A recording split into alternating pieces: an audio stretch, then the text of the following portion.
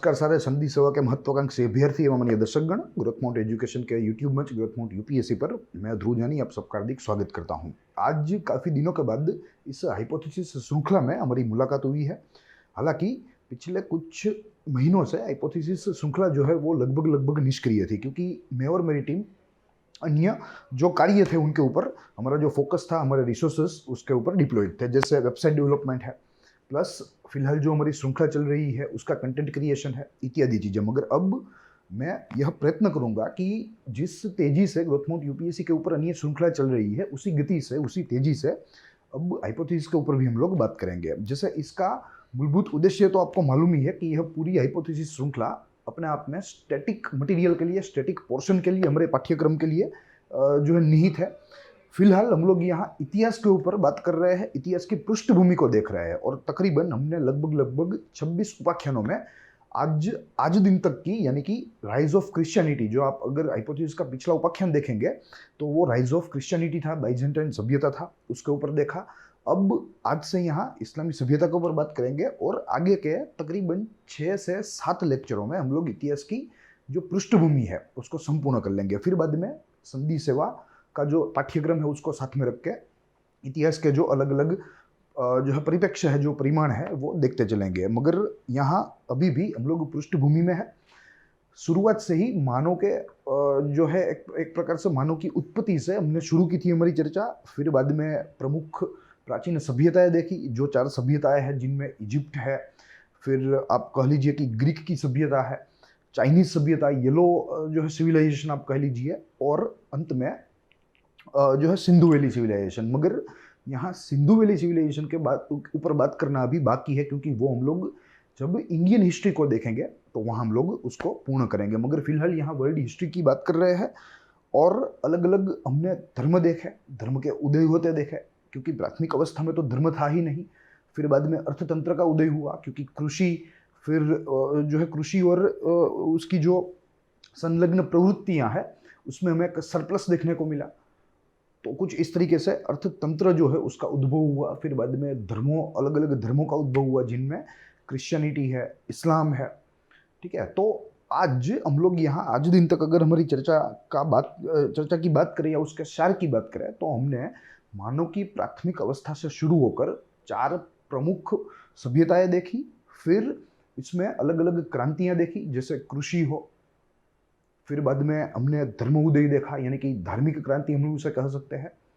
और उसी धार्मिक क्रांति में आज का यह मुद्दा है, जो कि इस्लाम धर्म के बारे में, इस्लामी धर्म के बारे में बात करता है, और कैसे इस्लामी धर्म का उदय हुआ, कौन जो है उसके जो है शिल्पी थे वो पूरे धर्म के, और उन्होंने किस तरीके से यह धर्म का फैलावा किया पूरे विश्व में, और साथ में यह धर्म के कुछ सिद्धांत।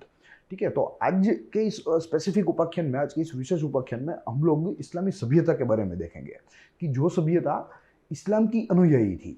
और अगर सब टॉपिक्स की बात करें तो यह 3 मूल सब टॉपिक्स है जो आपके सामने दृश्यमान है, जिनमें सबसे प्रथम है इस्लाम का उदय, यानी कि राइज ऑफ इस्लाम। फिर मोहम्मद पैगंबर का जीवन, क्योंकि वे इस पूरे धर्म के शिल्पी थे, जैसे हमें मालूम है, तो उनके जीवन के बारे में भी, उनके जीवन की झांकी भी हम लोग यहाँ देखने का प्रयास करेंगे। और अंत में हम लोग इस्लाम धर्म के सिद्धांतों के ऊपर गौर करेंगे कि यह धर्म दरअसल है क्या, और किन किन मूलभूत सिद्धांतों के ऊपर इसकी स्थापना की गई है। मगर मूल बात शुरू करने से पहले मैं आपको बता दूं कि हाइपोथेसिस की जो पूरी चर्चा है वो हिंदी में रहती है। साथ ही यहाँ आप growthmounteducation.com हमारी वेबसाइट है। आप परीक्षा संबंधी कोई भी प्रकार के जो है संसाधन के लिए, कोई भी प्रकार के रिसोर्सेज के लिए आप हमारी वेबसाइट को विजिट कर सकते हैं। यहाँ आपको current affairs in the form of blog मिलेंगे, अलग अलग महत्वपूर्ण जो कानून है, जो कि आज के भारत के निर्माण में बहुत ही महत्वपूर्ण है, उपयोगी बने हैं, उनका भी वहाँ पूरा का पूरा विवरण जो है वो दिया गया है। आप चाहे कोई भी माध्यम के हो, आप चाहे अंग्रेजी माध्यम के हो या आप हिंदी माध्यम के हो, आपकी अनुकूल भाषा में चीज़ें वहाँ है तो आप वहाँ से प्राप्त कर सकते हैं। प्लस ग्रोथ माउंट यूपीएससी के ऊपर हमारी चैनल है, जिसके ऊपर आप अभी चीज़ों को देख रहे हैं। तो अगर आपने सब्सक्राइब नहीं किया है तो आप सब्सक्राइब कीजिए, ज़्यादा से ज़्यादा हमारी चैनल को शेयर कीजिए। प्लस इंस्टाग्राम में भी हमारा अकाउंट है और फेसबुक में भी हमारा पेज है। तो अब हमारी यहाँ से मूल बात शुरू करेंगे। आज का लेक्चर 25वां रहेगा। ठीक है। वैसे संख्या की दृष्टि से देखें तो लेक्चर आज का 27वां है, मगर अगर पाठ्यक्रम की दृष्टि से देखें तो आज हमारा लेक्चर 25वां है, जो कि विश्व इतिहास के तहत है। और आपको समझना है कि यहाँ जो अभी चर्चा हो रही है, यानी कि इसके पूर्व के लेक्चर में, right from lecture first to this lecture and 6 और 7 मोर टू गो, यह सारी चीज़ें पृष्ठभूमि है। ठीक है। सीधा प्रत्यक्ष रूप से वे परीक्षा के साथ संलग्न नहीं है, प्रत्यक्ष रूप से वे परीक्षा के पाठ्यक्रम में निहित नहीं है, मगर यह पृष्ठभूमि उन चीज़ों को समझने के लिए बहुत ही महत्वपूर्ण है। तो इसीलिए यहाँ 30-35 लेक्चर में हमने मात्र और मात्र विश्व इतिहास की एक भूमिका बनने का प्रयास किया, जो न मात्र संधि सेवा के विद्यार्थी मगर इतिहास के कोई भी विद्यार्थियों को, चाहे वो अपने under graduation post graduation programme में हो, उनको यहाँ फायदा हो सकता है, और अन्य जिज्ञासु नागरिकों को, अन्य जिज्ञासु आबादी को भी यहाँ फायदा हो सकता है। तो अब शुरू करेंगे हमारी मूल बात, आज की मूल चर्चा, जो कि इस्लाम के ऊपर है। और यहाँ हमें इस्लामी सभ्यता के साथ हमें धर्म युद्ध भी देखने हैं, क्योंकि इतिहास में काफ़ी सारे धर्म युद्ध हुए, क्योंकि धीरे धीरे जो है धर्मों का उदय हुआ, धीरे धीरे मल्टीपल धर्म हो गए, यानी कि बहुधर्मीय समाज हो गया। तो कॉन्फ्लिक्ट होना, एक संघर्ष होना बहुत ही स्वाभाविक था।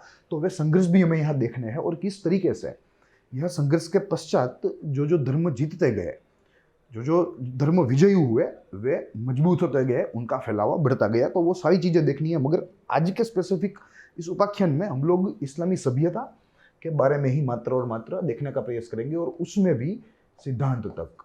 क्योंकि अगर पूरे इस्लाम सभ्यता को अगर हम बांटे तो यहाँ इसका जो है परिचय हमें लेना है, फिर मोहम्मद पैगंबर साहब का जीवन देखना है, उनकी जीवनी देखनी है, फिर धर्म के सिद्धांत के बारे में देखना है, और तब के तत्कालीन अलग अलग परिमाणों को तपासना है, जैसे अर्थशास्त्र हो, विज्ञान हो, जो है आप कह सकते हो कि शिक्षण हो, कला एवं संस्कृति हो।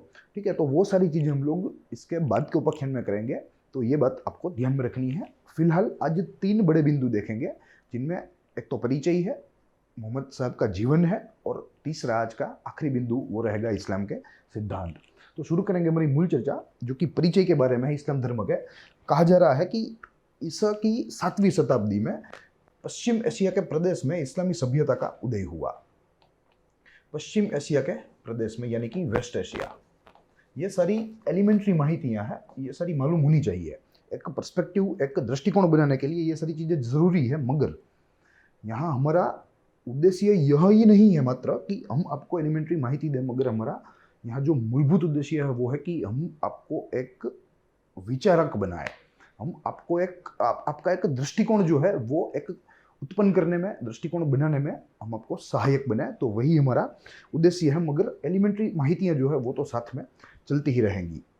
तो कहा गया है कि ईसा की 7वीं सदी में, 7वीं शताब्दी में, यानी कि आज से लगभग आज 21वीं शताब्दी चल रही है, तो आज से लगभग 1400 साल पहले, ठीक है, 1400 years prior, a religion called Islam was originated या was established। इस्लामी सभ्यता के पालन पोषण में मोहम्मद पैगंबर साहब द्वारा दिए गए उद्देश्यों का मुख्य अभिनय है, क्योंकि जैसे मैंने बताया कि यही शिल्पी थे इस पूरे धर्म के, मोहम्मद पैगंबर। ठीक है, वही शिल्पी थे, he was a sculptor of this Islam. और इसीलिए उनके द्वारा जो दिया गया जो उपदेश था, जो आदेश था, वो इस्लाम के आज जो है एक आप कह सकते हैं कि इस्लाम के आज पिलर्स है, वो आज स्तंभ है। उसके पश्चात देखें तो इस सभ्यता एवं धर्म का जन्म अरबस्तान में हुआ था, वो हमें मालूम है। और अरबस्तान यानी कि पश्चिम एशिया की भूमि। इस्लामी सभ्यता पर अरबस्तान का भौगोलिक, सामाजिक और धार्मिक प्रभाव गहरा पड़ा। यस, क्योंकि यह भूभौगोलिक भाग पर यह सभ्यता, या आप कह लीजिए कि यह धर्म का जन्म हुआ था, तो ये तो बहुत ही स्वाभाविक सी बात है कि उस धर्म पर, उस सभ्यता पर वहाँ के भौगोलिक क्षेत्र का प्रभाव पड़े, और वो यहाँ इस्लाम में भी पड़ा, सामाजिक प्रभाव भी पड़ा एवं धार्मिक प्रभाव भी पड़ा। अरबस्तान का द्वीपकल्प रेतीला था, यानी कि it was a arid region. रेतीला यानी कि सूखा, या आप कह सकते हैं कि शुष्क।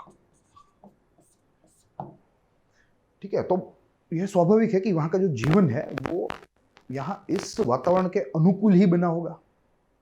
जो सामाजिक जीवन है, चाहे वो धार्मिक जीवन हो, इस रेतीले द्वीपकल्प में बारिश नहींवत होती थी, यानी कि इट वॉज एरिड रीजन। यहाँ कृषि अनुकूल जमीन बहुत कम थी, बहुत कम थी, क्योंकि वहाँ पानी ही नहीं था, कोई सिंचाई व्यवस्था नहीं थी, यानी कि कोई इरिगेशन की कोई जो है फैसिलिटी नहीं थी, क्योंकि पानी ही नहीं था। और कुछ इस प्रकार से जो पूरी जमीन जो थी वो बंजर थी, और कृषि लायक जमीन यानी कि हरी भरी जमीन बहुत ही कम थी, नहींवत थी, यानी कि लगभग लगभग शून्यता थी। अरबस्तान की अगर भौगोलिक स्थिति में देखनी है तो देखिए, यह हमारा विश्व है पूरा का पूरा, और इस प्रकार यहाँ जो ग्रीन कलर्ड आपको जो पोर्शन दिख रहा है इस ग्लोब में, ठीक है, ये पूरा भारत है, आप देख सकते हो, और ये पूरा एशिया है, ठीक है, एक रफली रिमाइंडर है। और यहाँ यह वेस्ट साइड है, वेस्ट, तो ये वेस्ट एशिया का यह द्वीपकल्प है जिसे अरबस्तान के नाम से हम लोग जानते हैं, या अरेबियन प्लेटू भी जिसे हम लोग कहते हैं, ठीक है। तो ये इसकी भूभौगोलिक स्थिति है हमारे पूरे विश्व में। और अगर दिशा की दृष्टि से देखें तो यहाँ अरबस्तान है, और उसके ऊपर में इराक आएगा, आज का इराक, सीरिया, पूर्व में पर्शियाई खाड़ी यानी कि पर्शियन गल्फ, उसके पश्चात अगर दक्षिण में देखें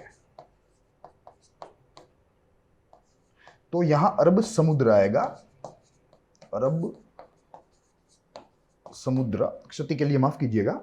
और अगर पश्चिम में देखें तो हमें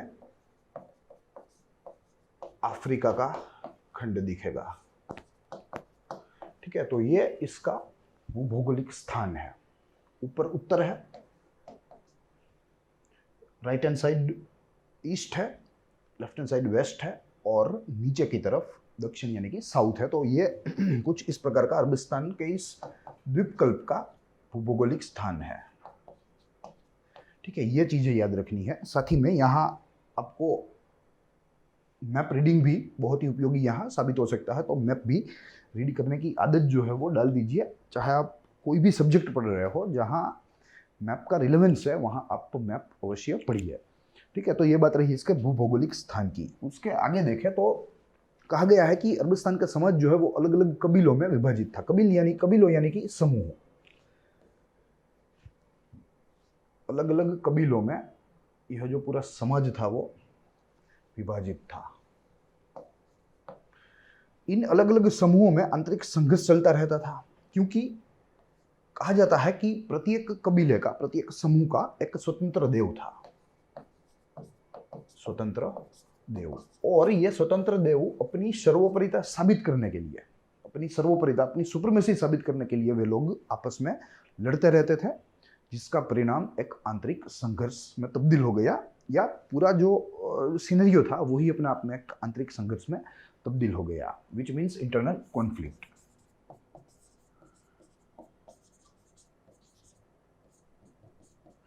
उसके पश्चात देखें तो यही समूह अरबस्तान की सर्वप्रथम राजनीतिक इकाइयां थी, यानी कह सकते हैं कि पॉलिटिकल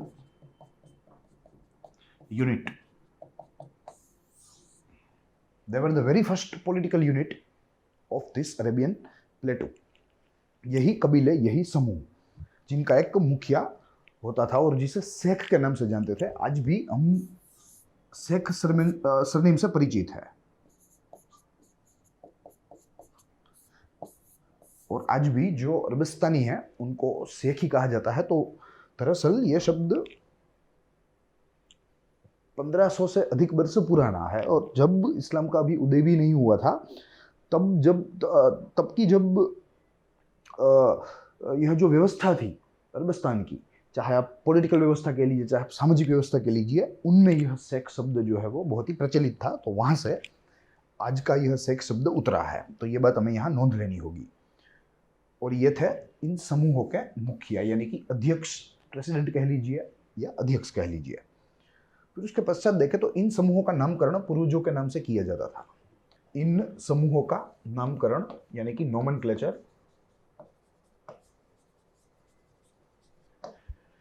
पूर्वजों के नाम से किया जाता था। इस प्रदेश को विशाल समुद्र तट प्राप्त है, जिसका कारण यहाँ का व्यापार विकसित हुआ। Yes, foreign trade.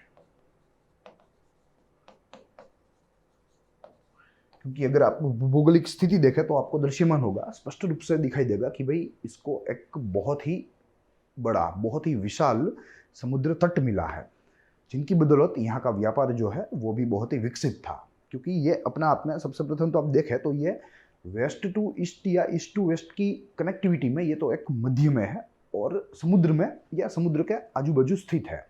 तो यही एक इसकी रणनीतिक जो है जगह है या भूभौगोलिक स्थान है, जो कि इसका महत्व बढ़ा रहा है। इस व्यापारी वाणिज्यिक प्रवृत्तियों की वजह से कई नगरों का विकास हुआ। यस, इसकी भौगोलिक स्थिति की वजह से, समुद्र तट विशाल होने से व्यापारिक प्रवृत्तियां यहाँ फली फूली, व्यापार में विकास हुआ। और यही वाणिज्यिक प्रवृत्तियों की वजह से यहाँ कई सारे नगरों का भी उदय हुआ, कई सारे नगरों का भी विकास हुआ, जिनमें कई सारे हैं एजाज, मक्का, फिर आप कह सकते हो कि मदीना,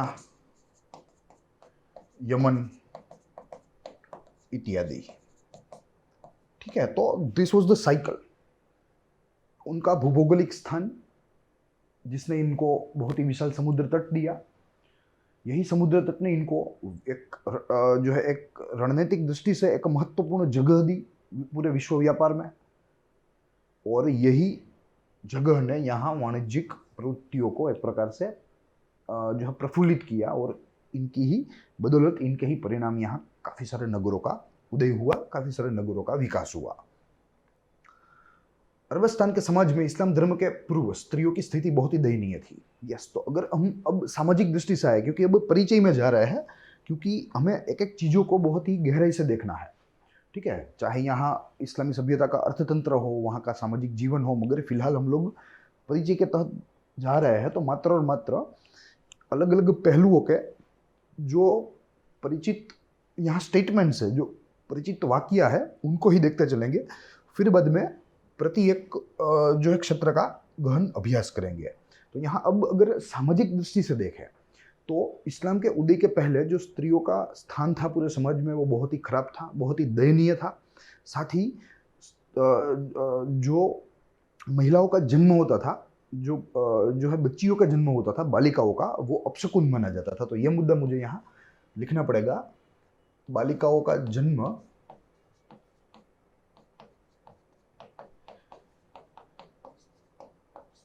अपशकुन माना जाता था और इसीलिए नवजात बालिकाओं को मार दिया जाता था।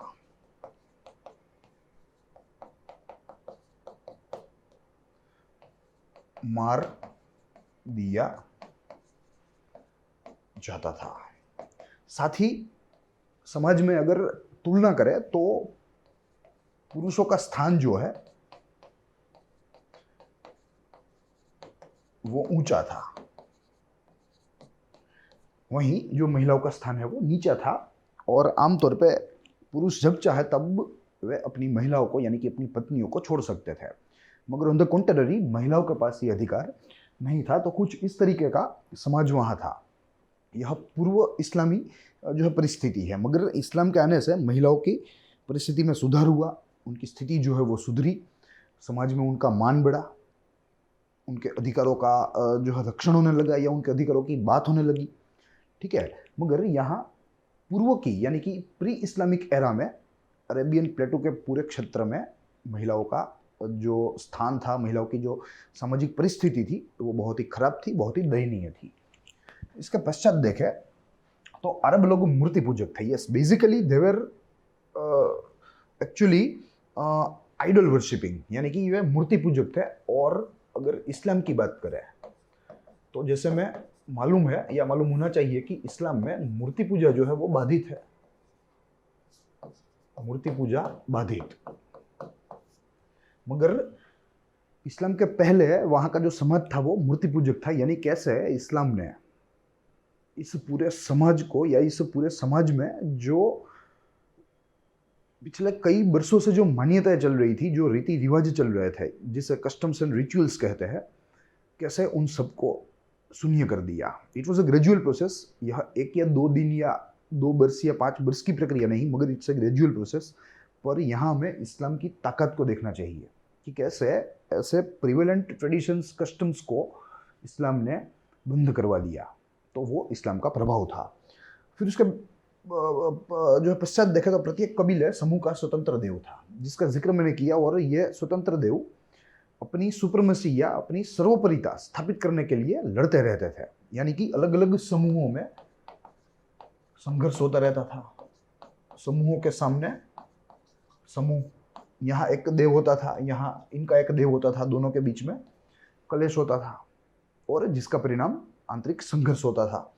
उस समय प्राकृतिक धर्म भी प्रचलित था। यस, तो प्राकृतिक धर्म भी था और ऐसे स्वतंत्र देवों के अलग अलग कबीलों के धर्म भी प्रचलित थे। अरब लोग भूत प्रेत व जादू टोना में भी श्रद्धा रखते थे। ये तो एक, अगर आप प्राथमिक अवस्था का मानवी देखें तो आप सभी सभ्यताओं में यह एक समानता पाएंगे कि सभी सभ्यताओं में भूत प्रेत, जादू टोना इत्यादि चीज़ों के साथ लोग जो थे वे पहले तो जो है उनसे परिचित थे, साथ ही में वे उनमें विश्वास भी रखते थे, उनमें श्रद्धा भी रखते थे। और इसका मेन कारण है विज्ञान का ना होना या विज्ञान की गैरहाजिरी, गैर हाजिर।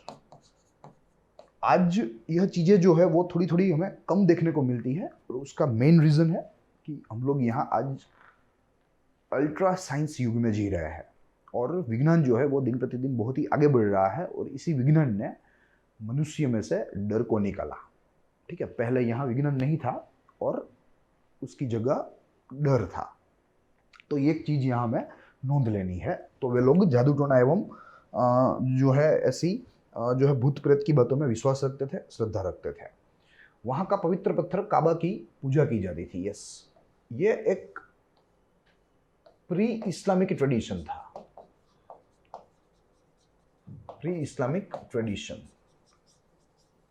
जो कि मोहम्मद पैगंबर साहब जो कि इस्लाम के स्थापक माने जाते हैं, उनके जन्म के पहले से ही चलता था।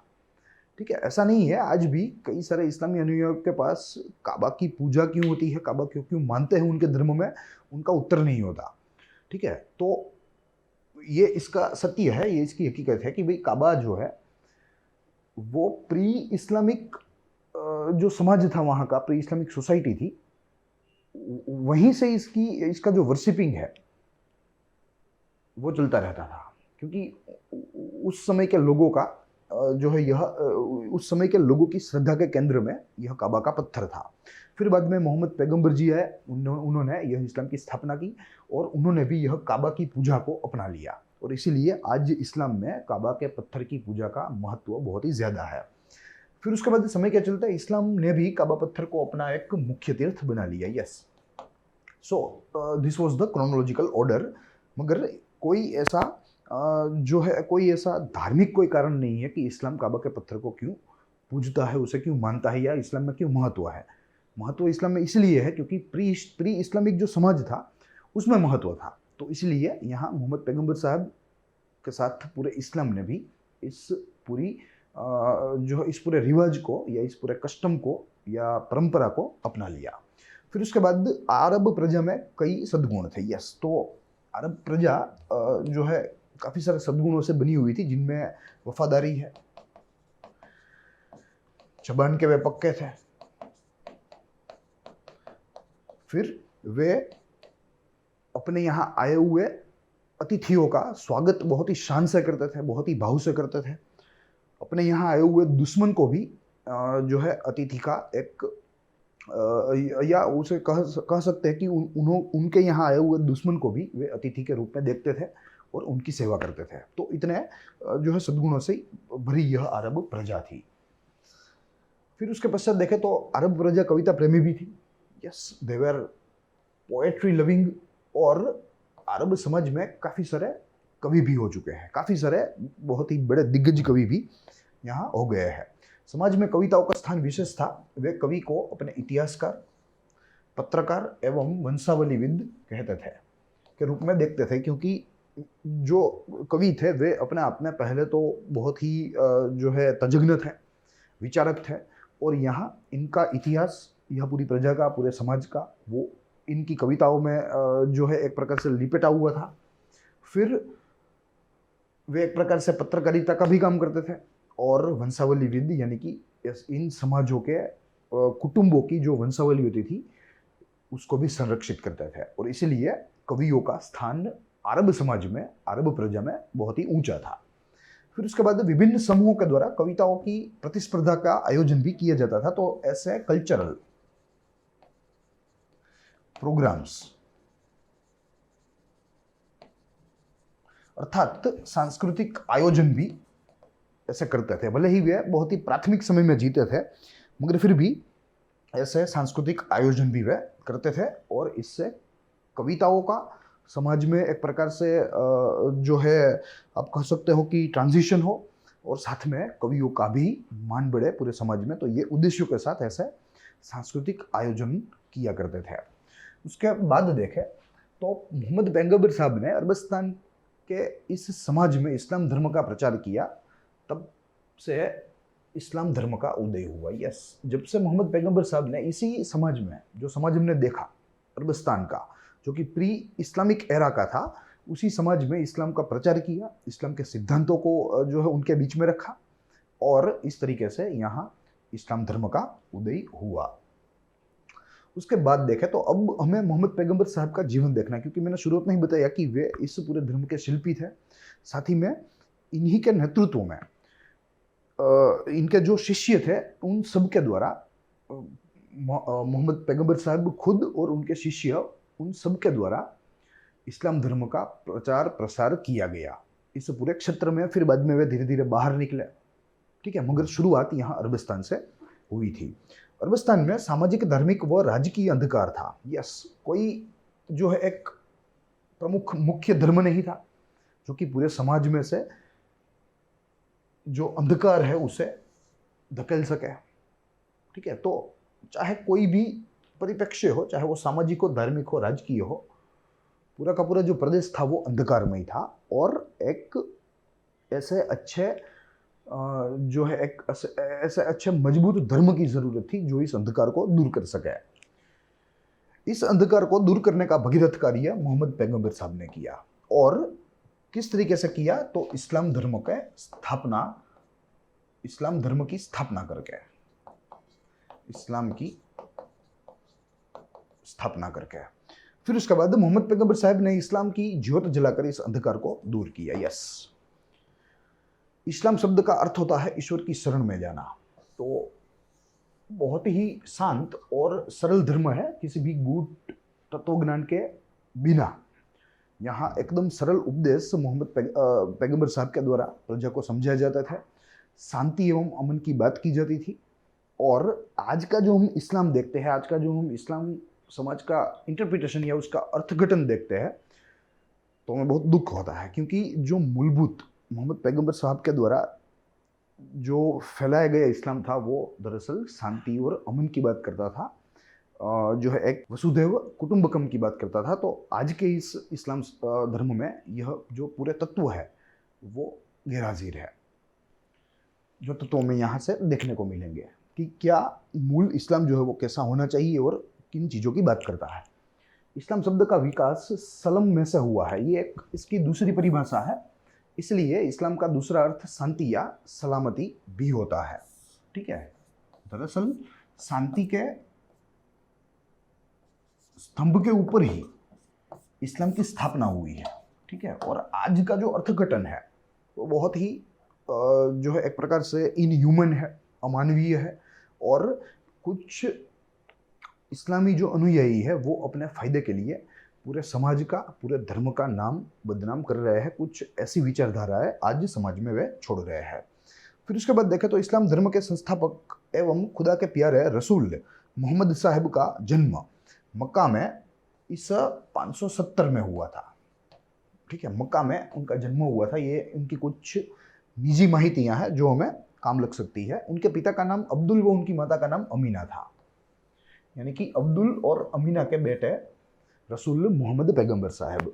उनके जन्म पूर्व पिता की मृत्यु हुई थी। जन्म के 6 माह बाद उनकी माता का भी देहांत हो गया था। यस, तो कुल मिलाकर जो मोहम्मद साहब थे उनके मामा और उनके दादा, इन दोनों ने ही मोहम्मद साहब का भरण पोषण किया, क्योंकि उनके ऊपर अपने माता पिता का छत्र जो है वह बहुत ही जो छोटे थे तभी से चला गया था। तो उनकी परवरिश यहाँ उनके मामा और उनके दादा के द्वारा संयुक्त रूप से की गई थी।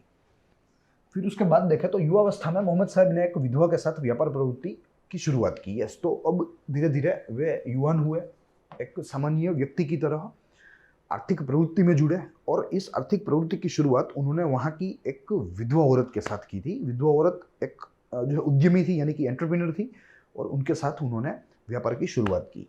व्यापार वाणिज्यिक प्रवृत्ति में वे पूर्ण वफादार रहे। यस, उन्होंने कभी भी यहाँ इस स्त्री के द्वारा सारा कार्यभार जो है वो मोहम्मद के ऊपर रख दिया था, मगर यहाँ मोहम्मद साहब ने इस पूरे कार्य को बहुत ही अच्छी तरीके से, असरकारक रूप से और वफादारी से निभाया।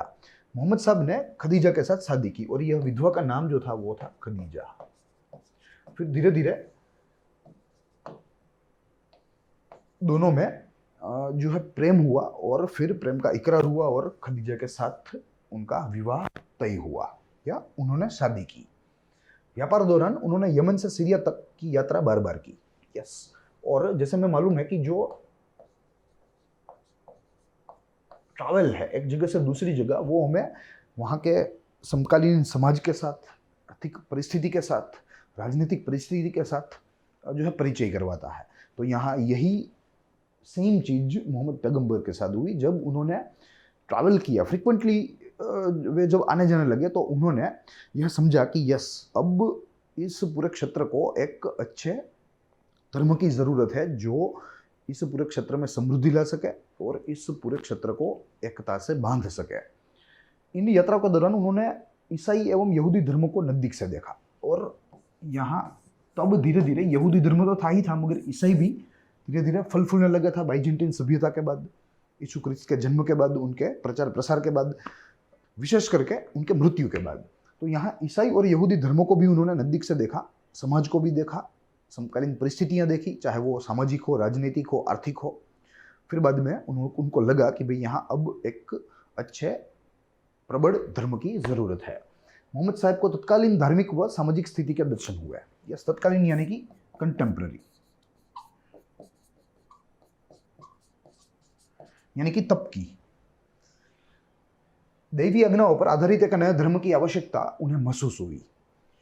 40 वर्ष की उम्र में मोहम्मद साहब ने पैगंबर के रूप में कार्य शुरू किया। यस, जब पैगंबर के रूप में उन्होंने कार्य शुरू किया तब उनकी आयु 40 वर्ष की थी। 40 वर्ष तक तो वे मात्र और मात्र समझे, चीज़ों को देखा, चीज़ों को समझा, और अंत में यह जो है उन्होंने यह सार निकाला या यह निर्णय लिया कि भाई देवी आज्ञाओं के ऊपर आधारित इस समाज को, इस क्षेत्र को एक नए प्रबल धर्म की ज़रूरत है। मक्का के पास हीरा पर्वत की गुफा में उन्होंने उपासना करी। तो ये इनके एनलाइटमेंट का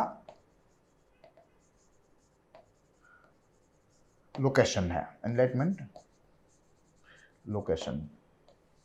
यहाँ ये प्रबुद्ध हुए, हीरा पर्वत मक्का के पास। इनकी गुफाओं में वे जो है उपवास करते रहे, और एक प्रकार से आप कह सकते हैं कि जैसे यहाँ लिखा है कि उपासना करते रहे या समाधि करते रहे। फिर उसके पश्चात देखें तो ईसा 610 में एक रात तो उनको दिव्य दर्शन प्राप्त हुए। यस, तो यही जो रात थी जब उनको कैवल्य ज्ञान प्राप्त हुआ। कैवल्य ज्ञान भगवान महावीर को भी प्राप्त हुआ था, गौतम बुद्ध को भी प्राप्त हुआ था। तो ये यही प्रकार का कैवल्य ज्ञान रसूल मोहम्मद पैगंबर साहिब को भी प्राप्त हुआ। पैगंबर साहिब ने इस धर्म कार्य को अपनी पत्नी की तरफ से बहुत प्रोत्साहन मिला। यस, फिर यहाँ उनको जो है दिव्य दर्शन मिला और कुछ आज्ञाएं हुई। यही आज्ञाओं को मोहम्मद साहब ने अपनी पत्नी के सामने रखा। पत्नी यानी कि खदीजा। तो अपनी पत्नी से उनको बहुत ही प्रोत्साहन मिला, और फर्दर उनका यह जो धर्म कार्य है उन्हें चलाने के लिए भी उनको सहकार प्राप्त हुआ अपनी पत्नी से। इनफैक्ट इस्लाम की सबसे प्रथम अनुयायी अपने आप में खदीजा थी, जो कि मोहम्मद की एक विधवा पत्नी थी। फिर उसके पश्चात देखें तो मोहम्मद पैगंबर साहब को अपने धर्म कार्य के दौरान कई बार दिव्य दर्शन हुए, और इसी दिव्य दर्शन से उनकी जो दिशा थी वो सही थी, ऐसा उनको लगता रहा, क्योंकि उनको बार बार फ्रिक्वेंटली उनको चमत्कारिक दर्शन होते थे, ऐसे दिव्य दर्शन होते रहे। तो उनको लगा कि भाई मैं जिस दिशा में जा रहा हूं वो दिशा बिल्कुल सही है। उसके पश्चात पैगंबर साहब ने अपने उपदेश में नैतिकता एवं एकेश्वरवाद की बात की। यस, नैतिकता यानी कि मोरालिटी,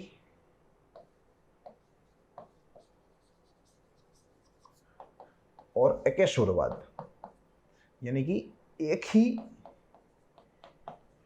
ईश्वर है।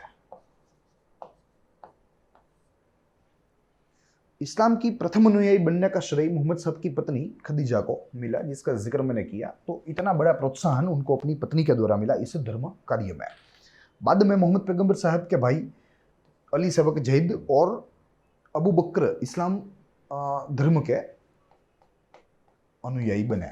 ठीक है, तो अपने कुटुंब से ही शुरुआत हुई, अपनी पत्नी से, फिर बाद में उनके भाई, उन्होंने यह धर्म को जो है स्वीकार, अंगीकृत किया। मोहम्मद साहब ने धर्म प्रसार की शुरुआत मक्का से करी, और जैसे मैंने आपको बताया कि मोहम्मद साहब एवं उनके अनुयायी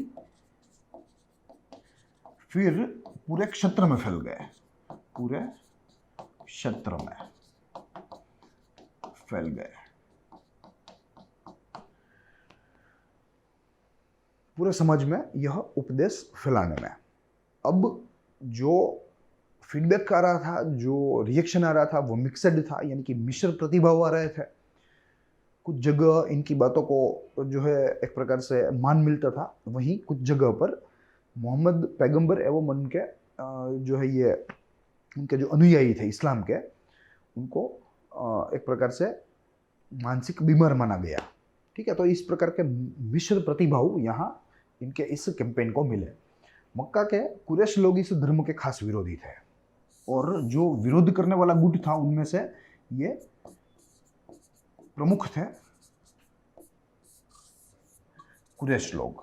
काफी सारे लोगों ने विरोध किया, मगर उनमें से जो प्रमुख तीव्रता से जो विरोध करने वाले थे वो थे कुरैश लोग, क्योंकि यहाँ कुरैश लोग जो थे वे बहुत ही एस्टेब्लिश्ड थे, वेल एस्टेब्लिश्ड। और अगर यह जो नया धर्म है, उसके जो नए सिद्धांत आए, और अगर उनका प्रभाव इस समाज में पड़े, तो यहाँ कुरैश लोगों का स्थान जो है वो जोखिम में था, जो सामाजिक उनका जो स्थान था वो।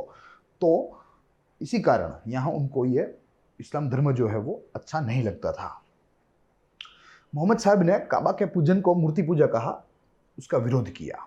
यस, मोहम्मद साहब ने अगर देखे तो निजी तौर पर काबा के पूजन का विरोध किया था, क्योंकि वो उसको एक मूर्ति का रूप ही मानते थे, और उनको द्वारा दिए गए सिद्धांतों के तहत मूर्ति पूजा इस्लाम में बाधित है।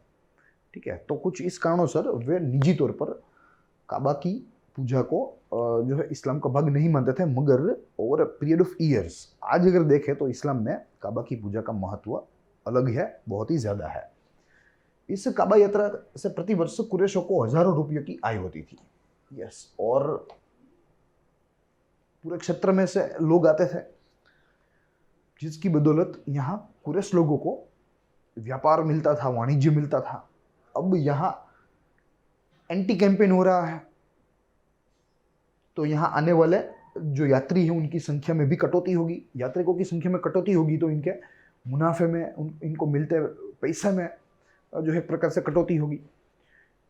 तो इन सारी कारणों की वजह से यहाँ कुरैशों को इस्लाम धर्म जो है वो पसंद नहीं था।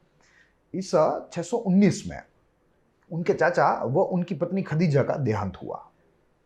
उनके चाचा एवं उनकी पत्नी का यहाँ 619 में देहांत हुआ, और सलामती के कारण वर्ष ईस्वी सन 622 में मोहम्मद साहिब मक्का से मदीना पलायन कर गए। यस, क्योंकि अब कुरैश जो थे वे आक्रामक हो गए थे और तीव्रता से विरोध कर रहे थे, अब जान का जोखिम था। ठीक है, वे अकेले हो गए थे, क्योंकि उनके चाचा और उनकी जो पत्नी है उनका देहांत हो गया था। तो अब वे पलायन कर गए, और पलायन करके मक्का से गए मदीना। मदीना में उनको प्रजा का सहकार प्राप्त हुआ। यस, मदीना के लोग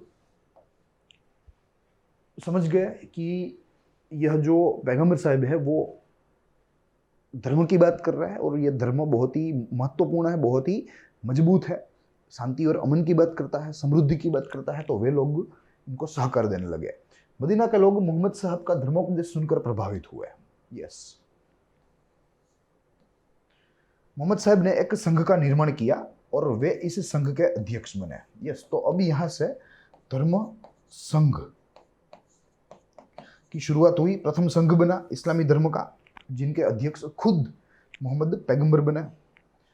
मदीना में मोहम्मद साहब ने धर्म प्रचार के साथ राजनीतिक नेता का भी काम किया। यस, मात्र और मात्र धर्म तक ही नहीं मगर राजनीतिक नेता का भी, या राजनीतिक जो है दृष्टि से भी उन्होंने कार्य किया और वहाँ पूरे क्षेत्र में अपनी एक राजनीतिक पहचान भी जो है स्थापित की। बाह्य आक्रमणों से रक्षण हेतु उन्होंने अपनी सेना तैयार की। भले ही वे पलायन कर गए मक्का से मदीना, मगर बाह्य आक्रमण का खतरा जो था वो टला नहीं था।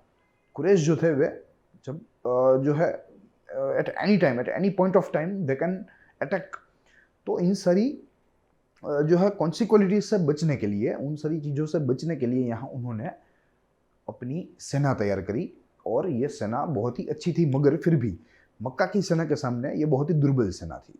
ठीक है, ये बात हमें ध्यान में रखनी होगी, क्योंकि कुरैश लोग जो थे वे बहुत ही अमीर थे, साथ ही में ताकतवर थे, तो उनकी सेना बहुत ही अच्छी थी, मगर यहाँ इनकी सेना इतनी अच्छी नहीं थी। परंतु मक्का वासियों के सामने ये सेना काफ़ी दुर्बल थी, या दुर्बल साबित हुई।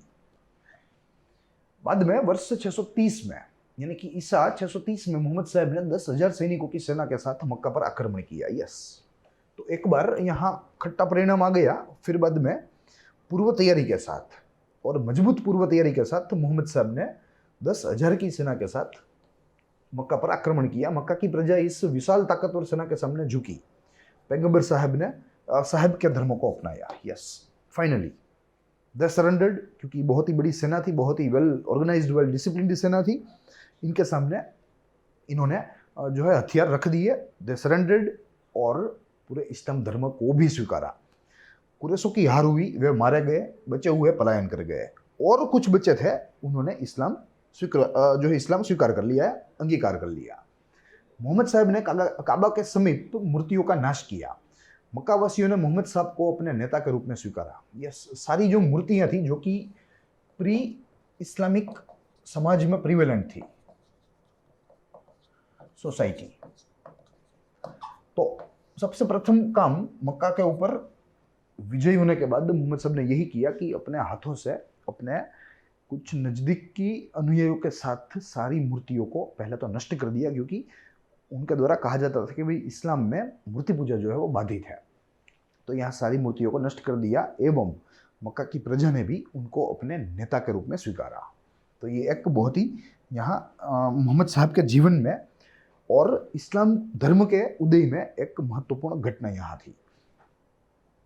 अब यहाँ हमें इस्लाम धर्म के कुछ सिद्धांत देखने हैं कि इस्लाम धर्म किन चीज़ों की बात करता है, किन जो है सिद्धांतों के ऊपर वो खड़ा है।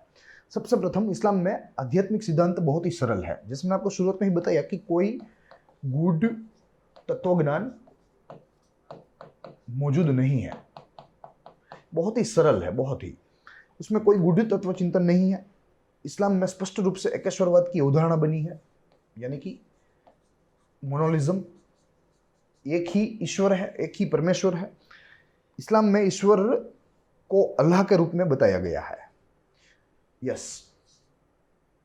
एक ही ईश्वर है और वो ईश्वर, या एक ही परमेश्वर है और वो परमेश्वर अल्लाह है।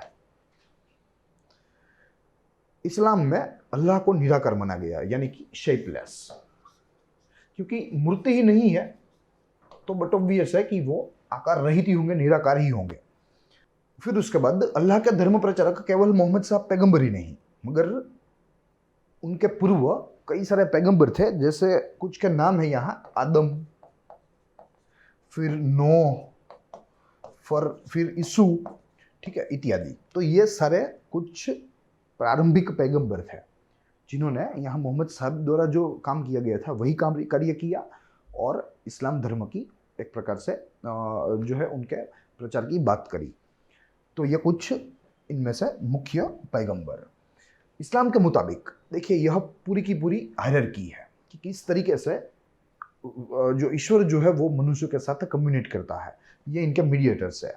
अल्लाह अपना पैगाम देता है किसी भी फिरिश्ते को, फिरिश्ता अपना पैगाम देता है किसी भी पैगंबर को, और अंत में पैगंबर जो है वो पैगाम देते हैं प्रजा को। यानी कि आप प्रजा और अल्लाह के बीच का जो तत्काल जोड़ देखें तो वो रहेगा पैगंबर, क्योंकि पैगंबर ही प्रजा को अल्लाह का संदेश देता है, अल्लाह का पैगाम देता है।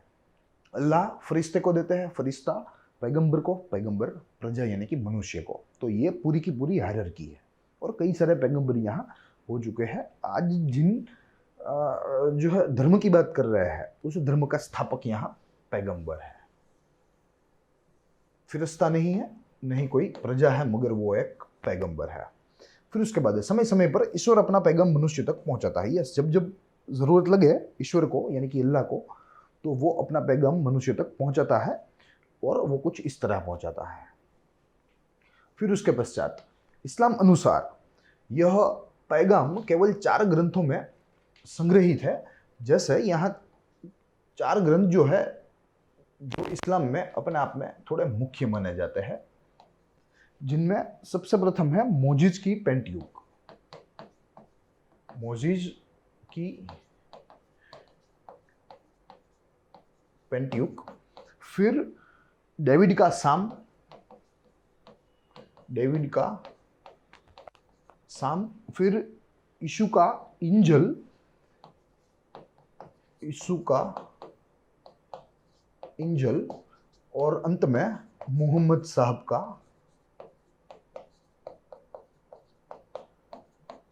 कुरान। ठीक है, तो ये इंजल यानी कि सुवार्ता। ठीक है, तो ये कुछ 4 महत्वपूर्ण धर्म ग्रंथ है जिन्हें इस्लाम मान्यता देता है। फिर उसके बाद इस्लाम में कयामत दिन का महत्व विशेष है,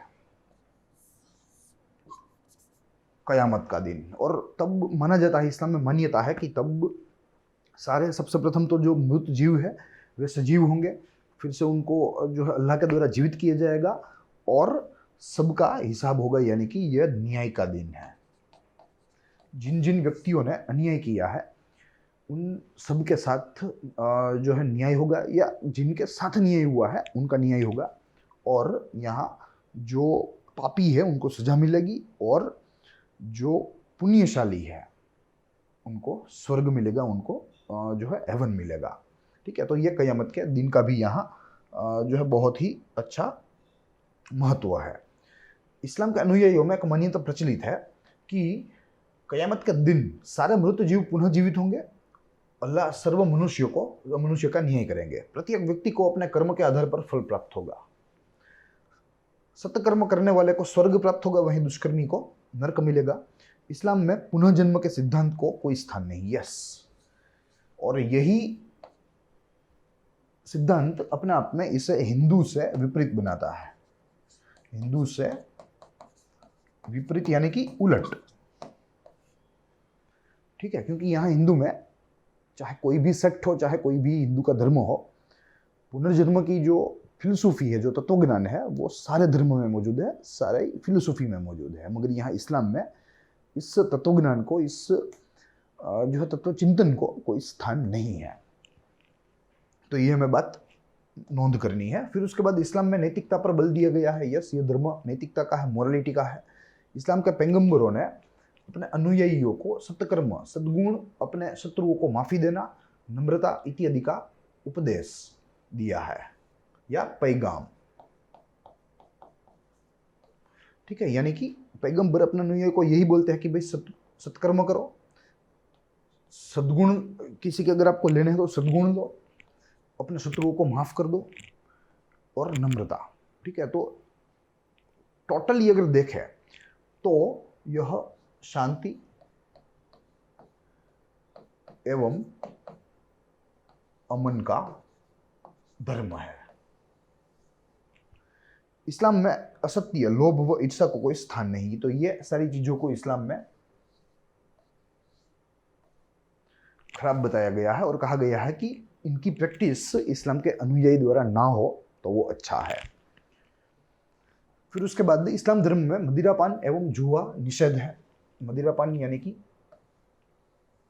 किसी भी ऐसी जो है नशीली चीज़ों को पीना, या आप मदिरा ही समझ लीजिए, दारू ही समझ लीजिए, और जुआ यानी कि गैम्बलिंग, तो दे आर प्रोहिबिटेड। इस्लाम धर्म के कई स्तंभ माने जाते हैं, जैसे कलमा का पठन, नमाज, रोजा, जकात एवं हज। मैं यहाँ लिख देता हूँ, ये महत्वपूर्ण है। कलमा का पठन,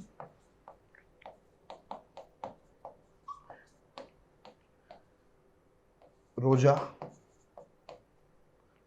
नमाज, जकात और हज। कलमा का पठन, या अल्लाह इल्लल्लाह मुहम्मदुर रसूलुल्लाह, यानी कि इस पूरे विश्व में एक ही परमेश्वर है, वो है अल्लाह, और उनका एक ही पैगंबर है, वो है मोहम्मद पैगंबर, या रसूल मोहम्मद पैगंबर। और यह मंत्र का बार बार पठन यानी कि कलमा पढ़ना, या अल्लाह इल्लल्लाह मुहम्मदुर रसूलुल्लाह, इसका अगर आप बार बार पठन करोगे तो उसे कलमा कहा जाता है। तो कलमा का पठन बहुत ही पवित्र माना गया है इस्लाम में। साथ ही में रोजा, यानी कि जो है एक प्रकार का यह तप है, भूखे रहना, पानी भी नहीं पीना। तो ये एक जो है एक वर्शिपिंग फॉर्म है अल्लाह का। फिर नमाज अदा करना यानी कि इबादत। जकात, ठीक है, अपनी आय में से कुछ हिस्सा गरीबों के लिए निकलना, उसे जकात कहते हैं। और अंत में हज, यानी कि फेमस जो आज हम हज यात्रा के नाम से जानते हैं, वो करना। ठीक है, तो ये कुल 5 स्तंभ है इस्लाम के, जो हमें याद रखने हैं। फिर उसके बाद देखें तो नोंद ला इलाहा इल्लल्लाह मुहम्मदुर रसूलुल्लाह, जिसके बारे में मैंने आपको बताया, जिसका एक ही अर्थ होता है कि इस पूरे विश्व में अगर कोई परमेश्वर है तो वो अल्लाह है, और अगर उनका कोई रसूल है, कोई पैगंबर है, तो वो मोहम्मद पैगंबर साहब है। फिर उसके बाद खुदा की इबादत के लिए प्रति इस्लाम को दिन में 5 नमाज अनिवार्य है। ठीक है, 5 नमाज होती है और वे अनिवार्य है। फिर उसके बाद आत्मशुद्धि के लिए रोजा, उपवास रखने का महत्व इस्लाम में है। प्रत्येक दैनिक इस्लाम को अपनी आय का 40वां भाग खैरात के रूप में निकालना होगा, जिसे जकात कहा गया है, जो मैंने आपको बताया। और कुछ इस प्रकार इस्लाम में समाजवाद के भी दर्शन होते हैं। यस, समाजवाद के भी यहाँ दर्शन होते हैं कि अन्य जो इस्लामी भाई बंधु है, जो अपने आप में आर्थिक रूप से थोड़ा दुर्बल है, उनको भी यहाँ मदद रूप होने का प्रावधान है, मदद रूप होने की बात है। तो कितना नैतिक धर्म है यह। फिर उसके पश्चात देखें तो साथ ही प्रत्येक दैनिक इस्लामी अनुयायी को हज यात्रा करनी अनिवार्य है। यह जब उसकी सारी जिम्मेदारी परिपूर्ण हो तो उसके बाद उसे एक बार हज यात्रा करनी अनिवार्य है। इस्लाम धर्म में समानता व बंधुत्व की भावना मजबूत है, यानी कि इक्वालिटी एंड फ्रेटर्निटी। ये इस धर्म में मौजूद है। भारतीय संविधान में ये सारी चीजें 1949 में आई, मगर यहाँ 8वीं शताब्दी में, 7वीं शताब्दी में ये सारी चीजें थी इस समाज में। तो ये एक गुण लेने की बात है। फिर इस्लाम धर्म के कई सिद्धांतों में लोकशाही का दर्शन होता है। यस, क्योंकि समाजवादी भी है, साथ ही में नैतिक पूर्ण समाज की बात करता है, नैतिक पूर्ण जीवन की बात करता है, वफादारी की बात करता है। असत्य एवं लोभ, ईर्ष्या को कोई यहाँ जगह नहीं है। ठीक है, तो अपने आप में आज की लोकशाही के दर्शन में इस्लाम में वास्तविक रूप में होते हैं। इस तरह इस्लाम एक सरल एवं नीतिमान धर्म है। तो कुछ इस तरीके से इस्लाम जो है वो अपने आप में पहले तो सरल है, सिंपल है, और साथ ही में एक नीतिमान यानी कि एक मॉरल रिलीजियन है। आज का इंटरप्रिटेशन जो है वो थोड़ा सा गलत है, मगर अगर मूल इस्लाम को देखें तो वो अपने आप में बहुत ही अच्छा, बहुत ही मजबूत धर्म है। तो आज हमने सारी जो चीज़ें देखी वो इस्लाम धर्म एवं उनके स्थापक मोहम्मद पैगंबर के जीवन के बारे में, साथ ही में इस्लाम के सिद्धांतों के बारे में देखी। अब इसके बाद के उपाख्यान में हमें इस्लाम धर्म का तब जीवन देखना है, अलग अलग क्षेत्रों में देखेंगे। जैसे मैंने आपको शुरुआत में बताया था, विज्ञान, अर्थशास्त्र, शिक्षण, कला एवं संस्कृति, इन सारी चीज़ों की बात हमें नेक्स्ट उपाख्यान में करनी है। इसके साथ ही हम लोग धर्म युद्धों को भी देखेंगे। धर्म युद्ध के बाद जो 5 या 6 उपाख्यानों में पढ़ने हैं इस पृष्ठभूमि को संपन्न करने के लिए, उनमें हम एक के बाद एक अलग अलग जो भौगोलिक शोधें हुई उसको देखेंगे। साथ ही में यूरोप में रेनिसा यानी कि नवजागृति एवं धर्म सुधार यानी कि एनलाइटमेंट पीरियड देखेंगे, वो बहुत ही महत्वपूर्ण है। साथ ही में विश्व की महान क्रांतियों को भी देखेंगे और ऐसे हम लोग आगे के आने वाले 6 या 7 उपाख्यानों में विश्व इतिहास की पृष्ठभूमि जो है वो संपन्न कर लेंगे। फिर बाद में पाठ्यक्रम के अनुसार चीज़ों को आपके सामने रखने का प्रयास करेंगे। प्लस मैं और मेरी टीम का यह प्रयत्न रहेगा कि अन्य सारे जो है प्लेलिस्ट है ग्रोथ माउंट यूपीएससी के ऊपर, उसके साथ ही उसके पैरेलल ही हाइपोथेसिस भी चले और आपको जो है ऐसे लेक्चर्स देखने का लाभ मिले, आप प्रबुद्ध हो। तो आज इतना ही हम लोग मिलेंगे हाइपोथेसिस के उपाख्यान में। तब तक के लिए दीजिए इजाज़त। देखते रहिए ग्रोथ माउंट यूपीएससी। साथ ही हमारी वेबसाइट विजिट कीजिए, हमारे यूट्यूब चैनल को ज़्यादा से ज़्यादा शेयर कीजिए, सब्सक्राइब कीजिए। तो मिलते हैं, तब तक के लिए जय हिंद।